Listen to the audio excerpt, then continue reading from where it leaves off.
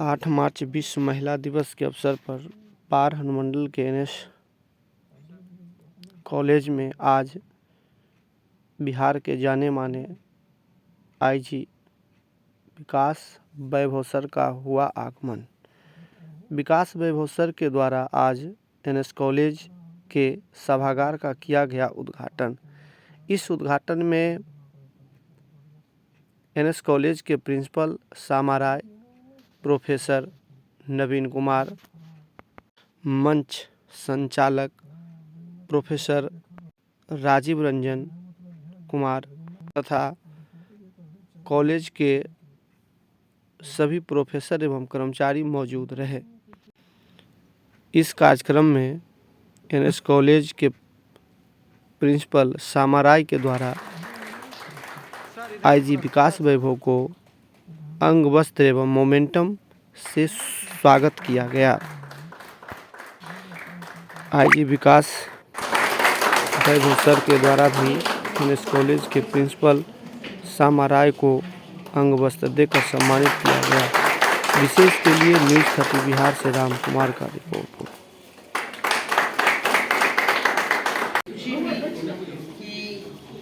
शिक्षा के लिए उनके मन में जो भाव है उतना से ही हम लोगों को संतुष्टि मिली कि हम बहुत छोटा सा कार्यक्रम के लिए सर से समय मांगे कि सर 5 मिनट का समय अगर आप दे देते। हालांकि हम लोगों ने अतिक्रमण किया, ये ज्ञानोदय स्कूल के उन्होंने बुलाया था, उसमें अतिक्रमण करते हुए हम लोगों को लगा कि ये सुअवसर का लाभ हम लोगों को भी उठाना चाहिए और इस सभागार का उद्घाटन उनके द्वारा कराने की इच्छा मेरी जरूर थी। मैंने अपने लोगों से बात किया, मुझे लगा कि ये एक एकेडमिक हॉल होगा, यहाँ हम लोग छोटे मोटे सेमिनार करेंगे। अभी यहाँ इसका अभाव था, तो इसको करके हम लोग चाहेंगे कि इनके आशीर्वचनों के साथ ही हम लोगों का ये हॉल एक सफल दिशा में आगे बढ़े और इसकी जो मर्यादा है, सेमिनार सिंपोजियम आगे हम लोग और भी करना चाहेंगे। लेकिन इनके आशीर्वचनों के साथ आज हम अपने महाविद्यालय में इनके आगमन से बहुत प्रसन्न भी हैं और चाहते हैं कि उनके आशीर्वचनों के साथ ही हम लोग इस हॉल का उद्घाटन जिसका इन्होंने अभी किया है उसका क्रियान्वयन भी हो जाए थोड़ा सा, तो हम लोग बहुत प्रसन्न होंगे।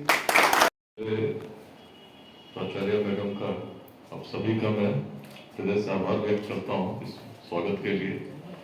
और जो शब्द कहे गए निश्चित रूप से कहीं न कहीं मन एक प्रकार से आत्मीय रूप से जोड़ते भी।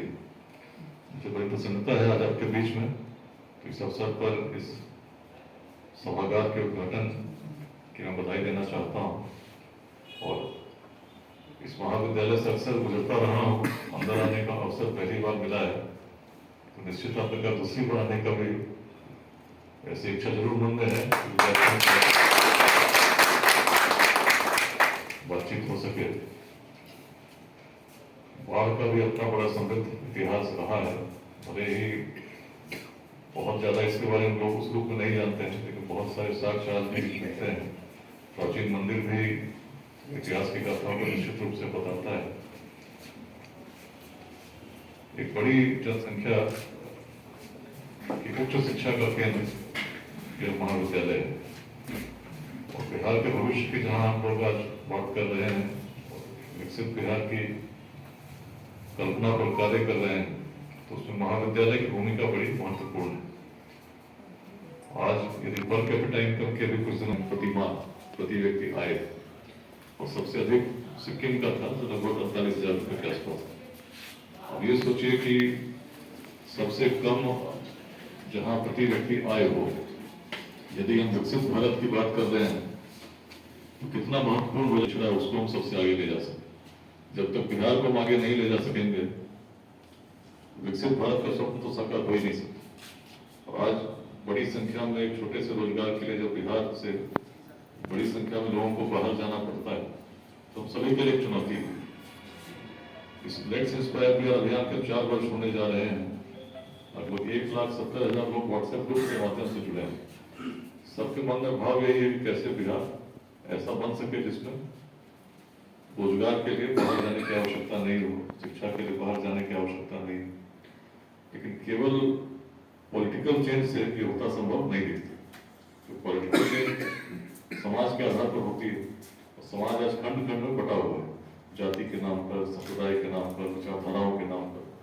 पॉलिटिकल पार्टीज की व्यवस्था है, जो कैंडिडेट चुनते हैं उसका भी आधार वही होता है, और लोग भी जब मतदान करते हैं उसका भी आधार वही होता है। तो कहीं ना कहीं जो हमारी कल्पना है बिहार को विकसित बनाने की, उसमें तब तक उस रूप में सहयोगी नहीं हो सकती जब तक समाज में एक बड़ी क्रांति नहीं है। और समाज की क्रांति या परिवर्तन का सूत्रपात जहाँ भी है तो शिक्षा से ही संभव है। शिक्षा से ही लोग इन छोटे छोटे खंडों से ऊपर उठ सकते हैं, क्योंकि बिहार की जो दृष्टि रही है प्राचीन काल से, व्यक्ति को व्यक्ति से जोड़ने की उसमें क्षमता थी। जातियां प्राचीन बिहार में भी थी, लेकिन ऐसा जातिवाद अगर तब रहता तो जैसा मैं हमेशा कहता हूँ, तो जो भी आपने साक्षात्कार सुना होगा, बहुत सारे जो उदाहरण बिहार ने तब प्रस्तुत किए, मगध का उदाहरण, नंदवंश का उदय होता है। जातियां थी लेकिन ऐसा जातिवाद रहा होता कहाँ होता। ऐसा जातिवाद रहता तो चाणक्य भी चंद्रगुप्त की जाति पूछते, ऐसा जातिवाद रहता तो वैशाली तो स्थापित होते ही नहीं। बहुत सारे उदाहरण इस प्रकार के मिलते हैं जो बताते हैं कि समाज की सोच किस ओर जा रही थी। अब तो वो मदनी थे, अफगानिस्तान के पास तक शासन कर पा रहे थे, नए सिद्धांत दे रहे थे, शून्य दे रहे थे। उस नए सृजन की परंपरा कहीं ना कहीं बंद हो गई और हम आपस में संघर्ष करने लगे। तो ये सबसे पहले तो इसी से ऊपर उठना, ऐसी प्रेरणा हमको देने के लिए समाज में सभी को जगाना होगा। और केवल सरकारी नौकरी पर यदि हमारे युवा आश्रित रहे या उसकी तैयारी करते रहे, तो मार्गदर्शन भी करना होगा, प्रेरित भी करना होगा, और बाहर में एक ऐसा इकोसिस्टम निर्मित करना होगा जिसमें जो हमारे यूथ स्टार्टअप्स की ओर बढ़ते हैं तो उसमें सफलता उनको मिल सके। तभी जो ये पर कैपिटा इनकम का गैप है, जब तक नया कुछ हम एस्टेब्लिश नहीं करेंगे, नए लोगों को रोजगार बिहार में नहीं दे सकेंगे, तो ये बड़ी छलांग लगाने वाली बात है, विकसित बिहार बनने के लिए नहीं हो पाएगी। अभी बिहार का ग्रोथ रेट बहुत अच्छा है, लगभग 14.5% हम लोग उस रेट से बढ़ रहे हैं। यदि ये चलता रहा लगातार इस प्रकार से तो निश्चित बहुत आगे जाते हुए दिखते हैं, लेकिन विकसित बिहार का जो स्वप्न है उसके लिए इतना पर्याप्त नहीं है। उसके लिए हमको और भी देखना होगा कैसे हम लोग हर व्यक्ति को शिक्षित कर सकें, स्किल्ड बना सकें, ताकि अपने लिए रोजगार का भी सृजन कर सके। और इसके लिए इसको हम कह सकते हैं रिवोल्यूशन ऑफ एंटरप्रेन्योरशिप। तो उसमें हर कॉलेज में भी वैसे सेंटर्स जहाँ पे हम लोगों को मेंटर कर सकें, इस ओर हम लोगों को सोचना होगा। तो इस सभागार को जब मैं देख पा रहा था, अभी तो मैं सोच वही रहा था, डिजिटल बोर्ड लगा है, क्यों ना कुछ ऐसे लेट्स इंस्पायर बिहार में बहुत सारे लोग आज जुड़े हैं, तो स्टार्टअप्स को कैसे फंडिंग मिल सकती है। अभी टीएनबी कॉलेज भागलपुर में इसी हम लोग 2 हफ्ते का course let's inspire Bihar campaign में ही शुरू करने जा रहे हैं, फिर 15 से लेकर 30 मार्च तक चलेगा। जिसमें फिर 100 बच्चों को हम लोग बताएंगे कैसे आप लोन अप्लाई कर सकते हैं, कैसे फंड ले सकते हैं, कैसे बैंक से आप सहयोग ले सकते हैं, बिजनेस आइडियाज क्या हो सकती हैं। तो इस तरह की बातों, और मान लीजिए 100 लोग में यदि 10 लोग भी ऐसे प्रेरित हो गए, उन्होंने कुछ नया भागलपुर में शुरू किया, हो सकता है आने वाले से उन 10 को देखकर और 100 लोग प्रेरित होंगे। यही एक छोटा प्रयास हम लोग इस कैंपेन में कर रहे हैं कि हर जिले में अभी जो लक्ष्य लेकर चल रहे हैं उसमें 2028 तक कम से कम ऐसे 5 स्टार्टअप, दूसरा स्टार्टअप 3 लोगों के भी होते हैं।